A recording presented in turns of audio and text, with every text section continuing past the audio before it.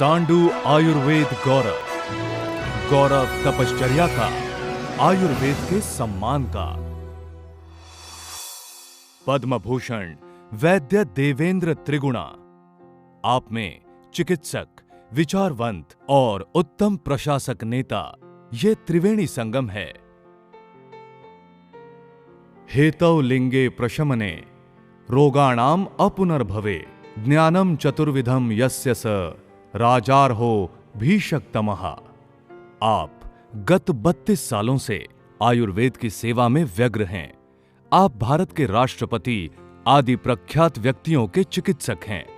आप कैंसर, वृक्क विकार, वात व्याधि आदि अनेक जीर्ण एवं जटिल व्याधियों की यशस्वी चिकित्सा में माहिर हैं। आपका जन्म और परवरिश आयुर्वेद संपन्न परिवार में हुआ। आपको लाल बहादुर शास्त्री विद्यापीठ और गुजरात आयुर्वेद विद्यापीठ ने डी.लिट इस पदविका से सम्मानित किया है। सर्वे संतु निरामयः, यही आपका नारा है। आप अनेक रुग्णों की प्रतिदिन निःशुल्क चिकित्सा करते हैं। कर्मचारी राज्य बीमा योजना अंतर्गत नए आयुर्वेद चिकित्सालयों का आपने आरंभ किया। आयुर्वेद के प्रचारार्थ आपने लंदन, कनाडा, अमेरिका आदि अनेक देशों में भ्रमण किया है। आप श्रीलंका सरकार के आयुर्वेद कीर्ति, केंटकी, यूएसए गवर्नर से केंटकी कर्नल आदि अनेक पुरस्कारों से गौरवान्वित हुए हैं। आपके निरंतर प्रयासों से स्वतंत्र आयुष विभाग, सभी बड़े आधुनिक अस्पतालों में आयुर्वेद विभाग का आरंभ हुआ।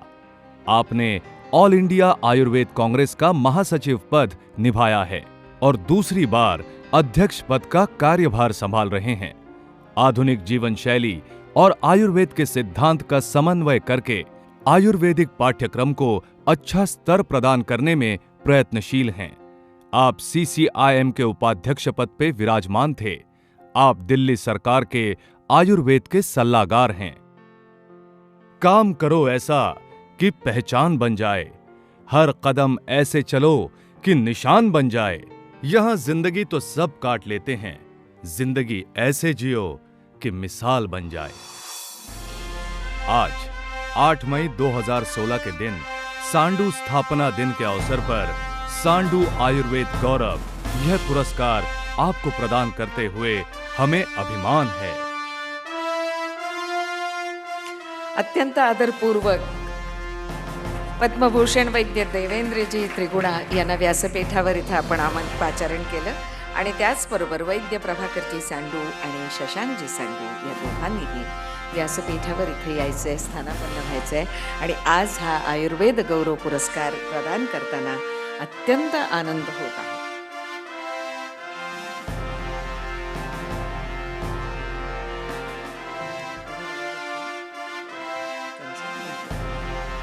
आणि आता या सांडू आयुर्वेद गौरव पुरस्काराला आपण सामोरं जाऊया। सन्मानपत्र, स्मृतिचिन्ह, धन्वंतरीची मूर्ती या सन्मानामध्ये आमचे आजचे प्रमुख अतिथी माननीय श्रीपादजी नाईक, माननीय शशांकजी सांडू आणि वैद्य प्रभाकर सांडू यांनी सहभागी व्हायचे। पहिल्यांदा वैद्य प्रभाकर सांडू यांच्याकडून ही शाल, श्रीफळ, मानाची पगडी, चाफ्याची परडी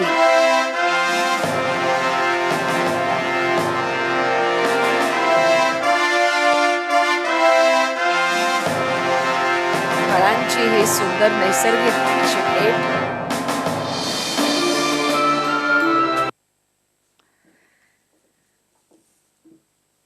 श्री धन्वंतरीची ही मूर्ती, जगाचं नियमन आणि उन्नयन करणाऱ्या श्री विष्णूंचे अवतार म्हणजे श्री धन्वंतरी।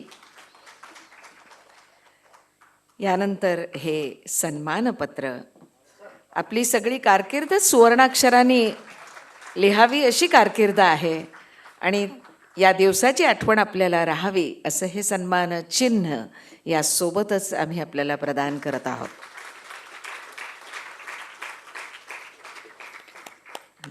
परम श्रद्धेय भारत सरकार के मंत्री श्रीपद नायक जी, असल में बहुत दिन से उनसे संबंध में मैं तो एक तरह से उनको राजऋषि के रूप में देखता हूँ। जिस प्रकार वो सहृदय है, राजनीति में होते भी वो ऋषि के समान है। शशांक सांडू जी, समूह सांडू परिवार जो आज यहाँ उपस्थित है, मेरे अपने महासम्मेलन के प्रधानमंत्री श्री दीनानाथ जी, इस सभागार में उपस्थित सारे महाराष्ट्र से आए हुए आयुर्वेद के विद्वानगण, कोहली जी अभी नहीं है, शायद आने वाले थे, मेरे मित्र हैं अच्छे।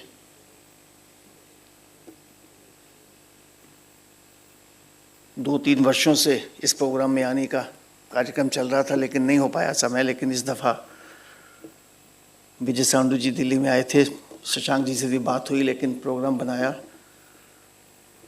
और बहुत अच्छा लगा जिस प्रकार इस परिवार ने आयुर्वेद की सेवा की है पिछले 117 वर्षों से, और ख़ास करके शास्त्रोक्त पद्धति से पूरे देश के अंदर और पूरे विश्व में अंदर आयुर्वेद को लेकर जा रहे हैं। मैं महासम्मेलन की ओर से, महासम्मेलन के अध्यक्ष के नाते उनको बधाई भी देता हूँ।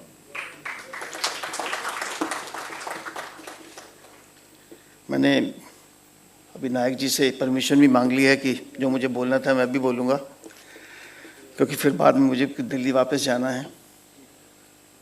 और जितना आज नायक साहब ने टाइम दिया है, मुझे लगता है बहुत टाइम है एक स्वास्थ्य मंत्री के रूप में टाइम देना। शायद उनका प्रोग्राम 1 घंटे का था, लगता है वो शायद 2-3 घंटे यहाँ उन्होंने लगाए, ये बहुत बड़ी बात है। मैं इसी प्रकार के आपको बताता हूँ कि एक दफ़ा हमने 98 में विज्ञान भवन में महासम्मेलन का फंक्शन किया और प्रधानमंत्री श्री अटल बिहारी वाजपेयी जी थे और अभूतपूर्व फंक्शन था। अब प्राइम मिनिस्टर का फंक्शन आप सब जानते हैं कि मिनट टू मिनट प्रोग्राम देते हैं और 1 घंटा हमको 5 मिनट बड़ी खींच कर दिया। प्रधानमंत्री जब आए तो मैंने उनसे चर्चा भी की। वो कहने लगे, अब देवेंद्र जी आप चिंता नहीं करें, आराम से आप जब प्रोग्राम पूरा करें, क्योंकि मैं उनका चिकित्सक भी हूँ, रहा बहुत लंबे समय से, पिछले वर्षों से। हमने उनको सबसे लास्ट में बोलने के लिए रखा और ये रिकॉर्ड है, 3.25 घंटे प्राइम मिनिस्टर विज्ञान भवन में रहे। शायद एक सबसे लंबा पीरियड था कि प्राइम मिनिस्टर 3.25 घंटे रहे, पूरा कर रहे। और उन्होंने कहा बाद में कि मुझे समझ नहीं आ रहा, शायद मुझे उद्घाटन के लिए बुलाया या समापन के लिए। तो ये उनका स्नेह था। जब वो प्रधानमंत्री बने तो हमने उनसे कहा कि हमारा आयुर्वेद का मंत्री बना दें। तो उन्होंने मुझसे कहा कि देवेंद्र जी मैं ही आपका मंत्री हूँ और आयुर्वेद का मंत्री मैं ही हूँ। मतलब इतना उनका स्नेह है आयुर्वेद में अटल बिहारी वाजपेयी जी के लिए। जब हमने विभाग बनवाया तो प्रधानमंत्री नरसिम्हा राव जी भारत के प्रधानमंत्री थे, Atal ji leader of opposition थे और अटल जी ने, हमने पार्लियामेंट में क्वेश्चन उठाते थे और नरसिम्हा राव जी, क्योंकि मैं उनका चिकित्सक भी था, तो हमने उससे फिर विभाग बनवाया। पहले हमने डायरेक्टरेट की मांग की थी, लेकिन फिर प्रधानमंत्री से हमने 2 दिन पहले कहा कि हमको विभाग चाहिए और उन्होंने माना। और ये तब था कि जब उस वक्त भारत के जो स्वास्थ्य मंत्री थे शंकरानंद जी, वो उसके विरोध में थे कि नहीं बनना चाहिए। तब प्रधानमंत्री जी ने हमारा विभाग बनाया और ये बहुत बड़ी बात थी नरसिम्हा राव जी की कि उन्होंने भारत को हमारा ये आयुर्वेद का अलग से विभाग दिया। जब प्रधानमंत्री नरेंद्र मोदी जी आए, हमने एक कार्यक्रम किया था गांधीनगर में और उसमें वो आए थे, वो बहुत देर रहे और हमने वहाँ उनसे डिमांड की थी कि हमारा आयुर्वेद का मंत्री अलग चाहिए। प्रधानमंत्री बनने के बाद उन्होंने श्रीपद नायक जी के रूप में हमने हमारे स्वास्थ्य मंत्री दिए। कुछ ऐसा अब स्वर्ण पीरियड आया है कि हमको आज आयुर्वेद की स्थिति ना कि देश में लेकिन पूरे विश्व में बहुत अच्छी है। नायक साहब उसका टाइम देते हैं हमारे दिल्ली में, हमने देखा है रोज कि बहुत उनकी अपनी पर्सनल इन्वॉल्वमेंट है आयुर्वेद के लिए, योग के लिए, पूरे हमारे आयुष विभाग के लिए। मैं कुछ चीज़ें आपके सामने रखना चाहूँगा। 3 चीज़ें बहुत ज़रूरी हैं हमारी आयुर्वेद को अच्छा वैद्य बनने के लिए। हमारी पहले तो हमारा स्कूल की एजुकेशन बहुत अच्छी होनी चाहिए, कॉलेजेस की स्थिति। फिर हमारी औषधियाँ बहुत अच्छी हो, जब अच्छा वैद्य पढ़ के वहाँ से निकलेगा तो उसको अच्छी औषधि मिले। जिस प्रकार एक जो फौज होती है, जब उसके पास अच्छे हथियार नहीं होते तो वो अच्छी लड़ नहीं सकती, इस प्रकार हमारी औषधियाँ उतनी ही ज़रूरी हैं। फिर तीसरा हमारा रिसर्च का जो विषय है, रिसर्च अच्छी हो तो हम उसको और आगे नई चीज़ें लाते हैं। मुझे कहते हुए कुछ दुख भी होता है कि पिछले 4-5 सालों से हमारी एजुकेशन की स्थिति बहुत अच्छी नहीं थी, खास करके कॉलेजेस की मैं बात करता हूँ। सब लोग, काफ़ी लोग यहाँ भी जानते हैं, महाराष्ट्र में, कर्नाटक में, पूरे देश के अंदर ज़्यादातर ऐसे कॉलेज चल रहे हैं या थे कि जिनके अंदर टीचर्स नाम मात्र, विजिटेशन के दिन टीचर्स होते थे लेकिन उसके बाद में वो टीचर्स नहीं थे, ना हॉस्पिटल थे वहाँ, ना वहाँ अच्छी चिकित्सा थी, ना मरीज था वहाँ हॉस्पिटल में, ना आईपीडी में, ओपीडी में। और इस चीज़ को हमने एक्सपोज किया। श्रीपद नायक साहब ने सरप्राइज विजिट भी करवाई और उसमें पाया गया कि जिन कॉलेजेस को हमने 5 साल की परमिशन दे दी थी, सरप्राइज विजिट में वहाँ कुछ नहीं था। उसका परिणाम ये हुआ कि आज हमको उम्मीद है, उस वक्त जो सीसीएम के अध्यक्ष थे, आज सुप्रीम कोर्ट ने उनको ना कि अध्यक्ष पद से हटाया है लेकिन उसकी प्राइमरी मेंबरशिप से भी हटा दिया गया है। इतनी ज़्यादा करप्शन वहाँ हो गई थी और इसमें नायक साहब का हमको बहुत सहयोग मिला और उन्हीं के कारण से सब कुछ हो पाया। इसलिए कि आज जो नए अध्यक्ष बने हैं त्यागी जी, हमसे कई दफ़ा चर्चा हुई है, मंत्री जी की भी चर्चा हुई है और उन्होंने विश्वास दिलाया है कि सीसीएम के अंदर करप्शन को काफ़ी हद तक रोका जाएगा, ख़त्म किया जाएगा। नहीं तो जैसे आपने एमसीआई में देखा है, अभी थोड़े दिन पहले सुप्रीम कोर्ट ने वहाँ जस्टिस लोढ़ा को वहाँ बना दिया है और आज एमसीआई को वो देखेंगे। इस प्रकार का ऐसा भी टाइम आ रहा था कि शायद सीसीएम में भी ऐसा हो, लेकिन मुझे उम्मीद है कि हमारे जो नए अध्यक्ष त्यागी जी बने हैं, उनसे कई दफ़ा चर्चा हुई है, मंत्री जी ने उनको निर्देश दिया है, हमारे सचिव जो शरण जी हैं उनकी बहुत रुचि है, उन्होंने भी कहा है कि अब सीसीएम का जो इतना करप्शन है तो बहुत इतनी बढ़ गई थी तो बर्दाश्त के बाहर थी। टीचर्स नाम की चीज़ नहीं थी, कॉलेजेस में ना पढ़ाई हो रही थी, ना वहाँ पे पीजी के जो हमारे जो एमडी के स्कॉलर्स थे वो घर में बैठ के पढ़ रहे थे और डिग्री ले रहे थे, पर इस तरह की स्थिति हो गई थी।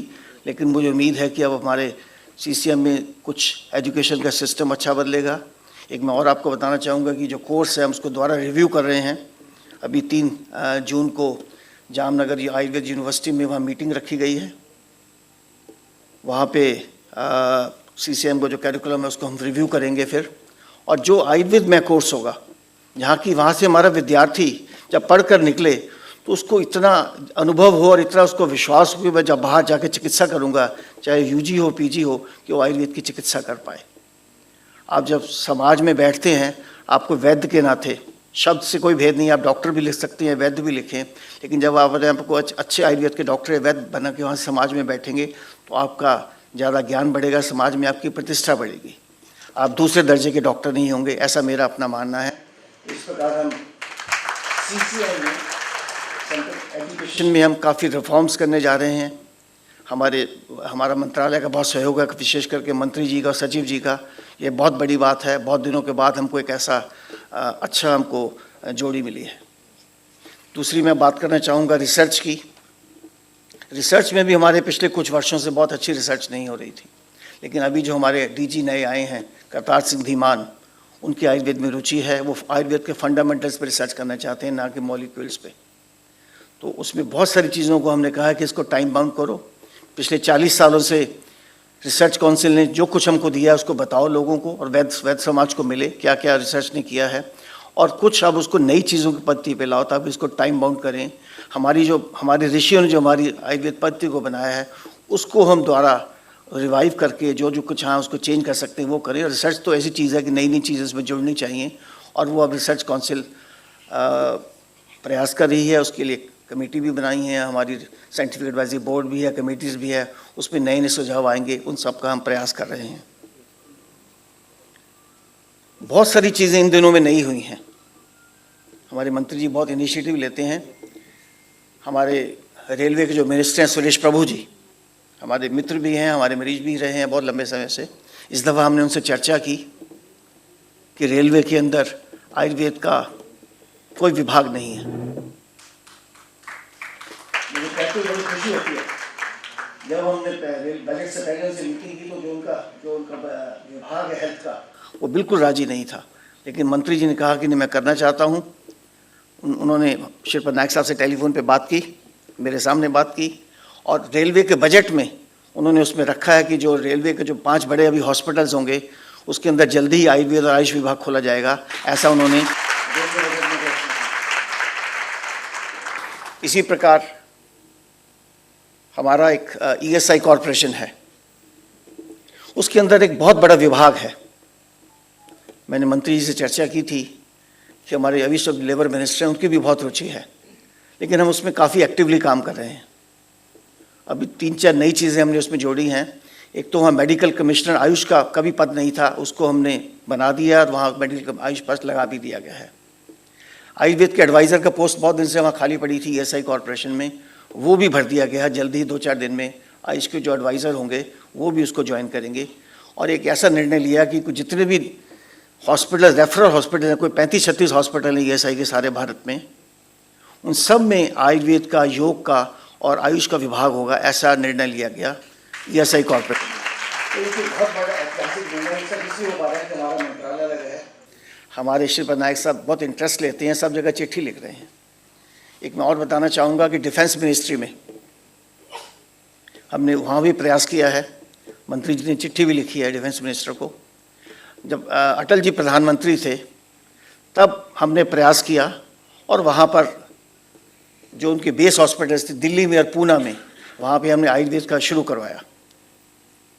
उस वक्त जो हमारे आयुष के सचिव थे शेखर दत्त जी, वो हमारे साथ मीटिंग में गए थे। मुझे उस मीटिंग का अच्छी तरह याद है कि जो डिफेंस के जितने भी डॉक्टर्स थे, उसमें लेफ्टिनेंट जनरल जो चीफ होते हैं मेडिकल कोर के, उन सब ने विरोध किया।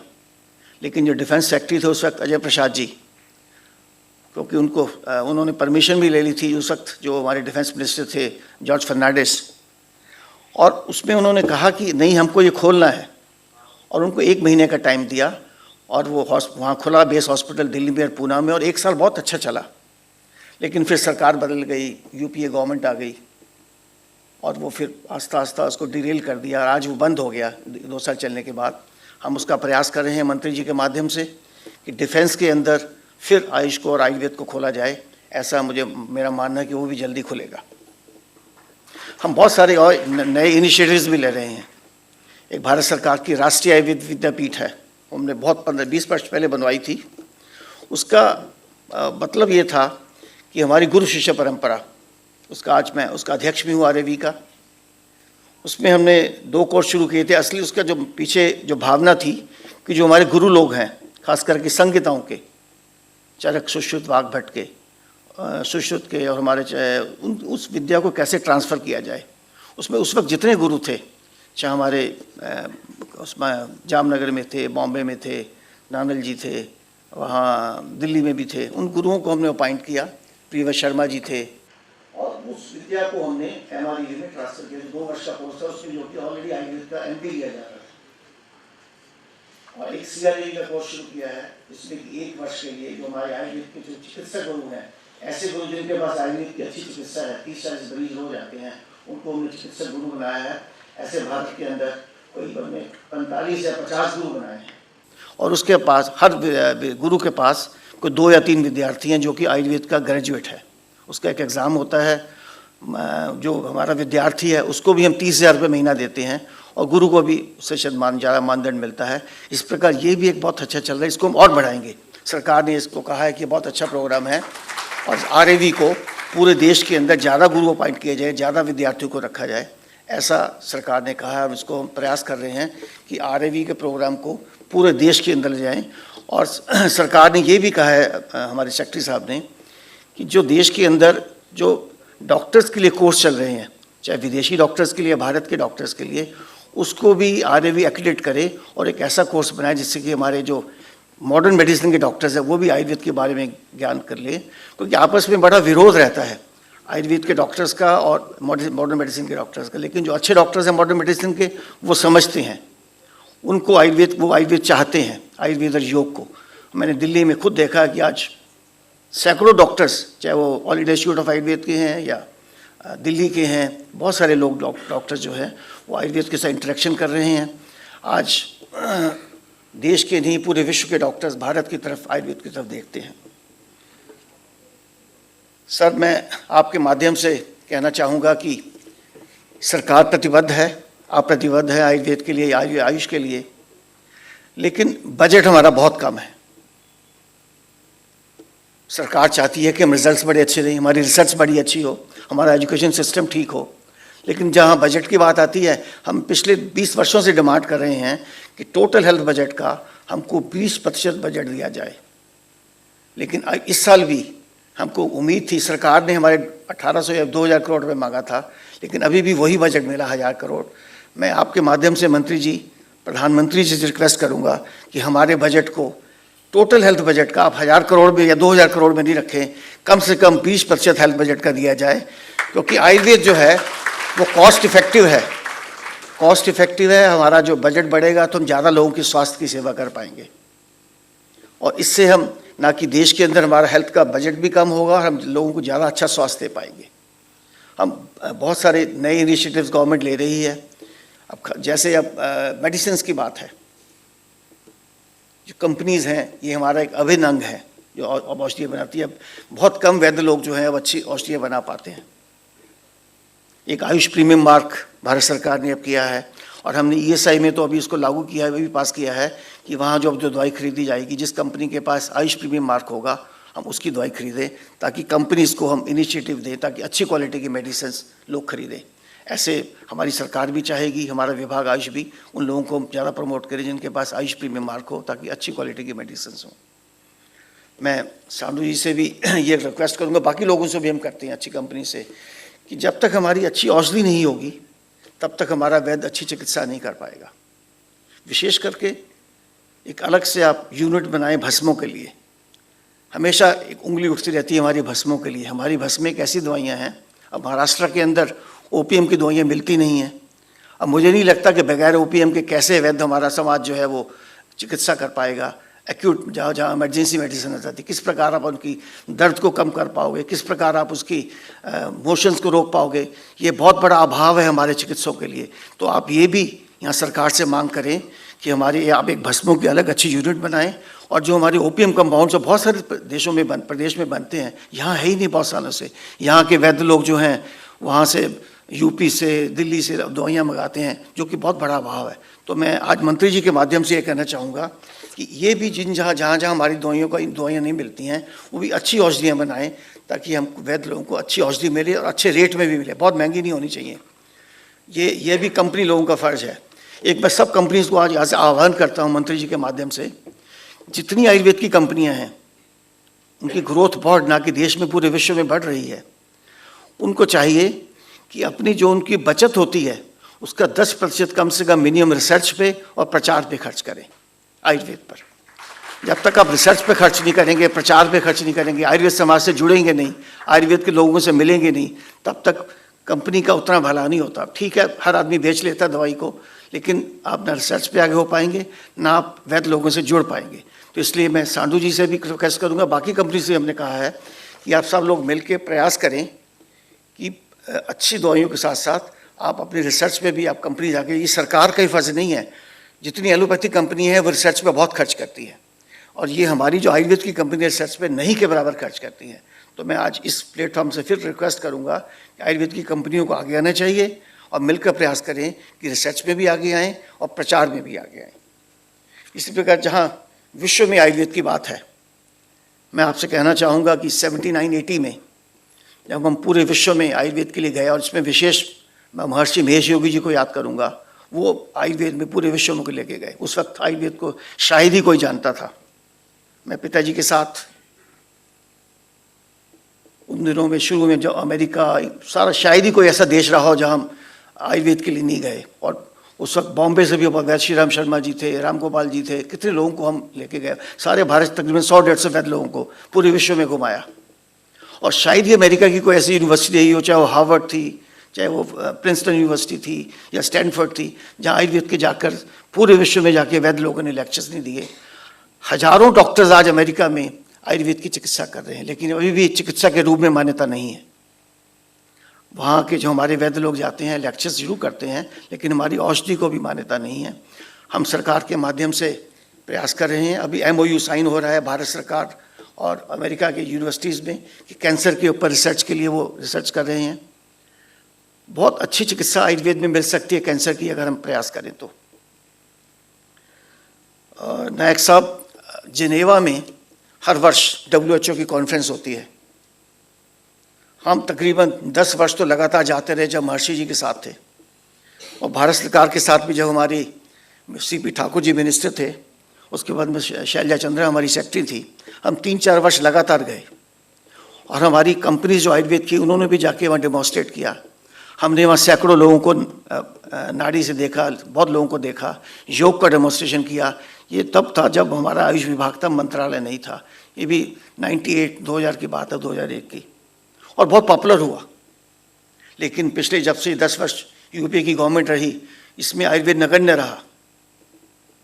आयुर्वेद को बिल्कुल पूछा नहीं गया और WHO प्लेटफॉर्म पे बिल्कुल ख़त्म हो गया। मैं आज आपसे रिक्वेस्ट करूंगा कि आप जो हर साल मई में जो WHO कॉन्फ्रेंस होती है उसमें आप जाएं, डेलीगेशन को लेकर जाएं, आयुर्वेद योग को वहाँ रिप्रेजेंट करें, ताकि वहाँ हमारी WHO में मान्यता हो।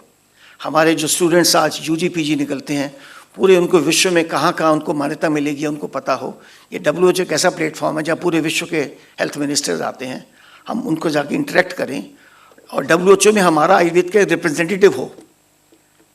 मैं आपको बताना चाहूँगा कि WHO में हमारा एक आयुर्वेद का नियुक्ति हो गई थी, पैसे भी दे दिए गए थे, लेकिन सरकार में जिस तरह होता है कि कौन जाएगा, कैसा होगा, उस चक्कर में ये 2 साल लगे रहे और पोस्ट भी खत्म हो गई। चाइनीज़ की तरफ से एक आदमी 30 साल से वहाँ है, भारत की तरफ से वहाँ कोई नहीं है। मैं आपके माध्यम से चाहूँगा कि आयुर्वेद का एक आदमी WHO में जिनेवा में आप वहाँ स्थापित करें, ताकि वो उसको इंटरेक्ट करे, जो पहले पोस्ट हमारी थी उसको रिवाइव करें। अभी आपने मॉरिशस में मंत्री जी गए थे। मॉरिशस का मैं आपको बताना चाहूँगा, आज से को 25 साल पहले हमने मॉरिशस में ये काम शुरू किया था आयुर्वेद का। वहाँ के संयोग था कि वहाँ के डिप्टी प्राइम मिनिस्टर हमारी चिकित्सा में थे। मैं 9-10 दफ़ा मॉरिशस गया और फिर हमने इसके लिए एक्ट बनवाया। भारत सरकार के एडवाइज़र SK मिश्रा जी थे, उनको हमने मॉरिशस भेजा। वो 3 महीने वहाँ रहे, उन्होंने एक्ट बनाया। वहाँ के पार्लियामेंट में वो एक्ट पास हुआ। जिस दिन एक्ट पास हुआ, मैं उस दिन भी वहाँ की पार्लियामेंट में था, और वहाँ की अपोजिशन ने, वहाँ की गवर्नमेंट ने मिल के एक्ट को पास किया, और आज मॉरिशस में लीगली आयुर्वेद की प्रैक्टिस कर सकते हैं। कुछ देशों में आयुर्वेद को मान्यता मिली है प्रयास से। हंगरी में आयुर्वेद की चेयर है, त्रिनिदाद में आयुर्वेद की चेयर है, कुछ कंट्रीज़ में पाइपलाइन में है, रशिया में है, जर्मनी में आयुर्वेद की चेयर है, और कुछ बाकी देशों में आयुर्वेद हमारा जो है सरकार है प्रयास कर रही है। बांग्लादेश में प्रयास कर रही है। साउथ ईस्ट कंट्रीज़ की बात जहाँ हम बात करते हैं, बहुत पहले 2 वर्ष पहले जब डॉक्टर हर्षवर्धन जी हमारे स्वास्थ्य मंत्री थे, साउथ ईस्ट कंट्रीज़ के हेल्थ मिनिस्टर्स की कॉन्फ्रेंस की थी, उसमें उन्होंने काफ़ी कुछ लिया था। मैं मंत्री जी के माध्यम से चाहूँगा कि ऐसी जो मीटिंग है साउथ ईस्टर्न कंट्रीज़ की, वो हर वर्ष की जाए आपके उस नेतृत्व में, देश के अंदर और बाकी देशों में भी होनी चाहिए, ताकि आयुर्वेद, योग और बाकी जो यूनानी है, सब लोगों को हम आपस में साउथ ईस्ट कंट्रीज़ में मिल के। श्रीलंका में आयुर्वेद पॉपुलर है, वहाँ आयुर्वेद का मंत्री अलग है आज से 30 साल से। नेपाल के अंदर डायरेक्टर जनरल ऑफ आयुर्वेद है, मॉरिशस में है, बांग्लादेश में है, पाकिस्तान में शायद नहीं के बराबर है, वहाँ तो लोग यूनानी को भी नहीं जानते। इस प्रकार बहुत सारे देशों में, हम थाईलैंड में कर सकते हैं, मंगोलिया में आयुर्वेद का बहुत है। हमारे राष्ट्रपति जब वहाँ गए थे तो 500 किलो आयुर्वेद की दवाइयाँ मंगोलिया के लिए लेके गए थे, जब प्रतिभा पाटिल जी वहाँ गई थी। तो इस प्रकार आयुर्वेद का जो भविष्य है, ना कि देश के अंदर लेकिन पूरे विश्व के अंदर बहुत अच्छा है। आज अमेरिका में, यूरोप के जो लोग हैं वो भारत की तरफ देखते हैं। हमारे जो चिकित्सक हैं वो, उनको चाहिए कि हम सब मिलकर प्रयास करें। मैं यहाँ पर यह कहना चाहूँगा,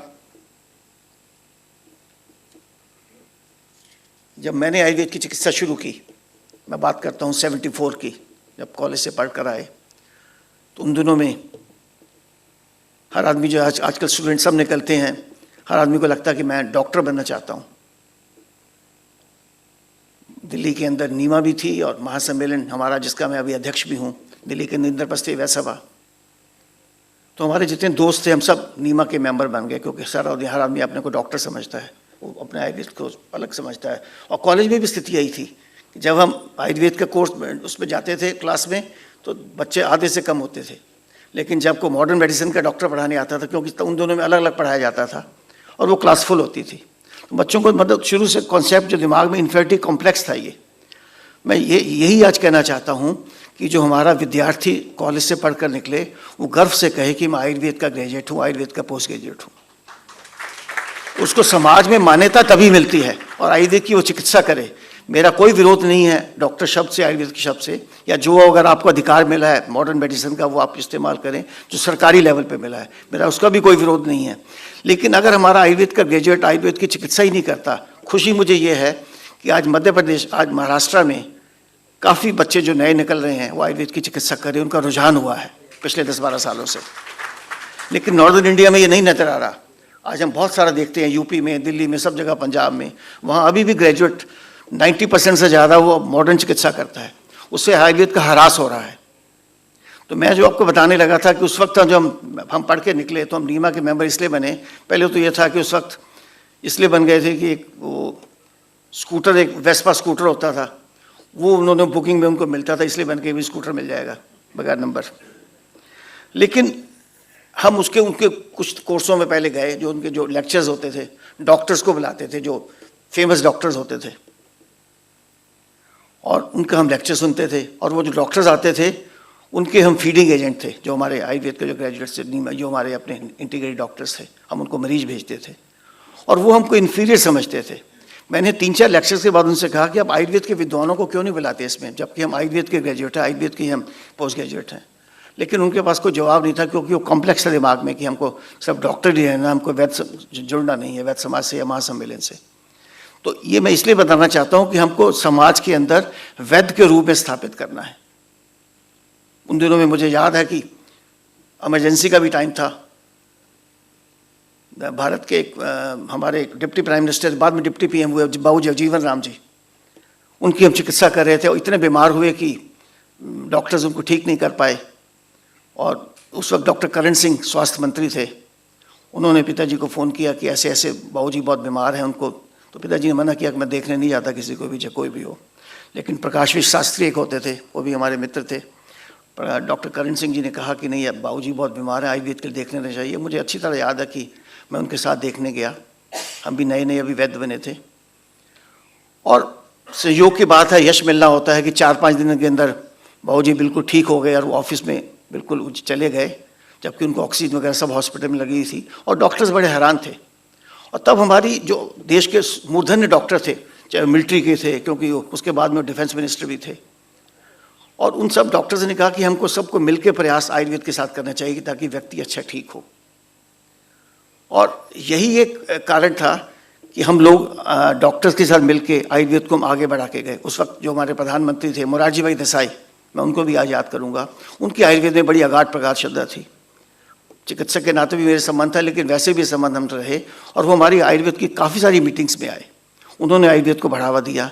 उसके बाद जितने प्रधानमंत्री थे उन सब की आयुर्वेद में बहुत थी, लेकिन ये बीच का जो 10 साल का पीरियड था, इसमें आयुर्वेद को बहुत ह्रास हुआ। लेकिन अब खुशी की बात यह है कि हमारे प्रधानमंत्री मोदी जी की आयुर्वेद में बहुत रुचि है, और हमारे जो मंत्री हमें श्रीपद नायक जी मिले हैं, इनका तो आयुर्वेद में बहुत विश्वास है, योग में, आयुर्वेद में, और ये भारतीय संस्कृति के बड़े उपासक हैं। तो इससे हमको अब उम्मीद बंधी है कि हम पूरे देश के अंदर, पूरे विश्व में आयुर्वेद को लेकर जाएंगे। तो मैं जो आयुर्वेद के नए, जो आज के चिकित्सक हैं, जो हमारे नए ग्रेजुएट निकलते हैं, जो PG निकलते हैं, मैं उन सबको ये कहूँगा कि आप आयुर्वेद में श्रद्धा रखें, आयुर्वेद का ज्ञान कॉलेज में पूरा लें, UG और PG लेवल पे, और फिर आयुर्वेद के अच्छे चिकित्सक बने। मंत्री जी, मैं आपके माध्यम से ये भी कहना चाहूँगा कि जो रिसर्च काउंसिल में लोग इसलिए कम जाते हैं क्योंकि वहाँ पे उतना वो ग्रेड नहीं मिलता जितना मिलना चाहिए। मैं आपसे ये प्रार्थना करना चाहूँगा कि रिसर्च के अंदर हमारा वो ग्रेजुएट या PG जाए जो अपनी क्लास का टॉपर हो, जो रिसर्च माइंडेड हो, और वो इसलिए तब वहाँ तब जाएगा जब उसकी तनख्वाह बाकी जगह से अच्छी मिलेगी। इसलिए रिसर्च में आप विशेष ध्यान करके वहाँ पे रिसर्च काउंसिल्स का, आम मेडिकल ऑफिसर से, आम कॉलेज के उस टीचर से रिसर्च में थोड़ा उनका ज़्यादा ग्रेड बढ़ाएं, ताकि हमारा PG जो स्टूडेंट है वो रिसर्च को ज्वाइन करे और अच्छा रिसर्च माइंडेड वहाँ जाए। दिल्ली के अंदर मैं आपको बताना चाहूँगा कि एक हमने all India institute of Ayurveda बनवाया है। जब अटल जी प्राइम मिनिस्टर थे तब हमने उसका शिलान्यास करवाया था। हालांकि वो खुद शिलान्यास पे नहीं आए थे, उन्होंने कहा पता नहीं होता तो जी पत्थर लग जाते हैं, बनता नहीं है। उस वक्त जो वाइस प्रेसिडेंट थे भैरव सिंह शेखावत जी, हमारी स्वास्थ्य मंत्री थी सुषमा स्वराज जी, उन्होंने उसका, लेकिन अब बहुत प्रयासों से उसको अब 13-14 साल हो गए, अब वो बन गया है हमारा ऑल इंडिया इंस्टीट्यूट आयुर्वेद। और मंत्री जी ने कहा कि जल्दी 2-3-4 महीने में उसका अब उद्घाटन भी होगा। वो बहुत एक रेफरल हॉस्पिटल होगा पूरे देश के लिए आयुर्वेद का, ऑलरेडी इंस्टीट्यूट ऑफ आयुर्वेद, और बन के तैयार हो गया है। इसी प्रकार दिल्ली के अंदर हमने एक चौधरी ब्रह्म प्रकाश आयुर्वेद का कॉलेज बनवाया, उसका नाम है, लेकिन दिल्ली सरकार से बनवाया। शायद बहुत लोग उसके बारे में नहीं जानते होंगे। 90 एकड़ के अंदर वो कॉलेज है। शायद आज भारत का सबसे अच्छे कॉलेजों में उसकी गिनती है, दिल्ली सरकार का है। वो इसलिए अच्छा बन पाया कि दिल्ली के जो उस वक्त मुख्यमंत्री थी शीला दीक्षित जी, उनकी रुचि थी, और तब प्रतिभा पाटिल जी जो उस वक्त हमारी राष्ट्रपति थी, उन्होंने उसका उद्घाटन किया। पहला कॉलेज है भारत के अंदर जिसका उद्घाटन राष्ट्रपति जी ने किया। और जिस दिन रिटायर हो रही थी एक दिन पहले, तो ये बहुत बड़ी बात थी कि उनकी आयुर्वेद में रुचि थी। मैं सारी चीज़ें इसलिए आज आपको बता रहा हूँ देश और विश्व की, क्योंकि बच्चों का मनोबल बढ़े जो आयुर्वेद में आते हैं, वो अपने आप को आयुर्वेद का अच्छा ग्रेजुएट और अच्छा पीजी समझे, अच्छी चिकित्सा में जाएं, क्योंकि चिकित्सा ही मेन चीज़ है। अच्छा टीचर जब हमारे बच्चों को पढ़ाएगा, टीचर्स की बहुत बड़ी हो है। टीचर्स आज हमारे कॉलेजों में अच्छा बच्चों को इतना विश्वास नहीं दिला पाते कि जब यहाँ से पास करने के बाद आप निकलोगे तो आप आयुर्वेद के अच्छे ग्रेजुएट बनोगे, आयुर्वेद के अच्छे आप चिकित्सक बनोगे। तो आप सब लोग जब कॉलेज में पढ़ें तो खूब कॉलेज के अंदर समय दें, खास करके हॉस्पिटल के अंदर खूब वहाँ आयुर्वेद का ज्ञान लें, काय चिकित्सा का ले, प्रसूति में ले, जितने भी हमारे सब्जेक्ट्स हैं। हम बहुत प्रयास कर रहे हैं CCM के माध्यम से, जैसे मैडम ने क्वेश्चन उठाया था कि कोर्स को थोड़ा और अच्छा करें, ज़्यादा उसमें आयुर्वेद का कोर्स आए ताकि बच्चों को अच्छा ज़्यादा ज्ञान हो। मुझे आज प्रसन्नता है कि मैं साधु जी ने यहाँ मुझे बुलाया और मैं आपके उसमें आ पाया, और एक नई चेतना आयुर्वेद की और योग की और आयुष की, ना कि देश में पूरे विश्व में श्रीपद नाइक जी के नेतृत्व में हम पूरे विश्व में लेके जा रहे हैं, ऐसा मेरा मानना है। और भविष्य जो है आयुर्वेद का बहुत उज्जवल है, ना कि देश में पूरे विश्व में। हम प्रयास कर रहे हैं महासम्मेलन के माध्यम से भी और सरकार के माध्यम से भी। जब जब भी कोई ऐसी स्थिति आती है हम सरकार के पास जाते हैं और सरकार हमको सुनती है और उसका निराकरण भी करते हैं, और तभी हम मिलकर पाएंगे। आखिर में मैं फिर यही कहूँगा कि क्योंकि सांडू जी की इस फंक्शन में हम आए हैं, आयुर्वेद की जो कंपनियाँ हैं इनका दायित्व तो है कि अच्छी औषधियाँ बनाएं, क्योंकि जब तक हमारे पास अच्छी औषधि नहीं होगी तो चिकित्सक अच्छी चिकित्सा नहीं कर पाएगा। तो आप अच्छी सुलभ और अच्छी औषधियाँ दें। सरकार का दायित्व तो है कि वो अच्छी कंपनीज को मोटिवेट भी करे। आज ये जो मिनिमम रेट होता है ना लेने का, उसमें बड़ी कंपनी उसमें कम्पीट नहीं कर पाती। तो ये मैंने सेक्रेटरी साहब से भी कहा, आज आपके माध्यम से भी कहना चाहूँगा कि ऐसी घटिया से घटिया दवाइयाँ सरकार को दी जाती हैं जिसके अंदर कोई फ़ायदा नहीं होता। हमने दिल्ली कॉरपोरेशन के अंदर एक दफ़ा हमने रेड करवाई थी कि जो गोल्ड की दवाइयाँ थी उनमें गोल्ड ही नहीं था। मतलब इतनी सस्ती दवाइयाँ दी जा रही थी कि उनका मुझे लगता पता नहीं क्या दे रहे थे वो।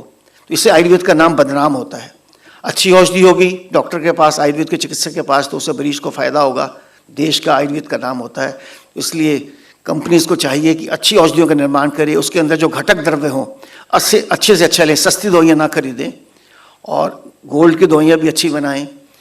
और यहाँ पे जो उसकी कमी है, खास करके जो इसकी ओपीएम दवाइयों की, उसको भी शुरू करें ताकि चिकित्सकों को सारी अच्छी औषधियाँ मिलें। तभी हम प्रयास करेंगे। मेडिसिन प्लान बोर्ड की स्थापना भी हमने इसीलिए करवाई थी। मेडिसिन प्लान बोर्ड ऐसे नहीं बना। हम प्रधानमंत्री अटल जी जब प्राइम मिनिस्टर थे, हर वर्ष धनवंतरी जयंती में उनके पास जाते थे। तो मैं उनको हर वर्ष कहता था कि कॉफ़ी बोर्ड है, टी बोर्ड है, हमारा मेडिसिन प्लान बोर्ड नहीं है। और एक साल उन्होंने अब घोषणा कर दी कि मेडिसिन प्लान बोर्ड बनाया जाएगा। तो इन सब चीज़ों में मतलब तब प्रयास होता है कि जब हम इसको मिशन के रूप में लेके चलते हैं, और हम इसको मिशन के रूप में लेके चले आयुर्वेद के चिकित्सक के नाते। और हमारा मिशन ये था कि आयुर्वेद को पूरे देश के अंदर विश्व में स्थापित करना। ये तभी हो पाता है कि जब इसको हम बिल्कुल ऐसे भाव से काम कर रहे हैं, हम सब मिलकर प्रयास करें, तभी संभव होता है। इन शब्दों के साथ मैं विशेष करके सांडू परिवार का धन्यवाद करता हूँ कि उन्होंने मुझे यहाँ बुलाया, और ख़ास करके मंत्री जी का जिन्होंने इतना टाइम दिया। और मैं उनके माध्यम से सरकार से आज फिर प्रार्थना करूँगा कि आप प्राइम मिनिस्टर से बात करें। हमारा बजट बहुत कम है, हमारे बजट को बढ़ाया जाए, तभी हम कर पाएंगे। धन्यवाद।